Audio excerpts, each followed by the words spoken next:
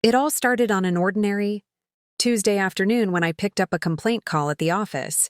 I worked in customer support for a telecom company, and my days were usually filled with dull conversations about poor signals or billing issues. But that day, the voice on the other end caught my attention instantly. It was deep, calm, and tinged with frustration, the kind that made me want to fix his problem, not just as an employee, but as a person who cared. His name was Armin. He had called to report a network issue. But by the end of that 10-minute call, we were laughing about how unreliable technology could be. Over the next few days, Armin called again. Not always about complaints, but small follow-ups, questions that didn't really need answers. I should have ended the calls quickly. But I didn't.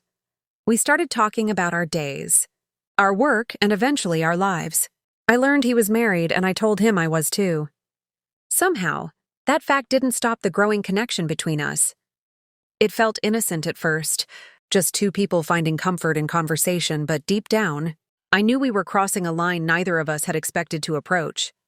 Weeks turned into months. We began chatting outside of work, first through messages, then calls that stretched late into the night. His voice became something I looked forward to more than my own husband's. He made me feel seen, heard, and wanted, things I hadn't realized were missing in my marriage until then. The guilt crept in quietly, but I silenced it each time, telling myself it wasn't real, that it was just emotional, nothing physical, nothing serious. The first time we met in person, it felt both wrong and irresistible. He had the same warmth in his eyes that I had imagined through the phone. We talked for hours at a small cafe, ignoring the world outside. When he reached across the table and held my hand, something inside me broke and bloomed all at once.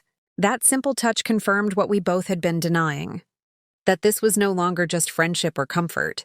It was an affair, born from a complaint call and nurtured by loneliness. Our meetings became more frequent, more daring. Every stolen moment carried the thrill of danger and the weight of betrayal. We promised each other we'd stop, that it wasn't fair to the people waiting for us at home. But each time, one message, one call pulled us back. We became addicted to the secret, to the idea of being wanted when we shouldn't be. It ended one evening when my husband found our chat history. The confrontation was quiet, but his silence hurt more than any shouting could have. Armin and I cut all contact after that. I still think about how one ordinary call turned my life upside down. How something that began with a complaint became the biggest mistake and the most unforgettable chapter of my life.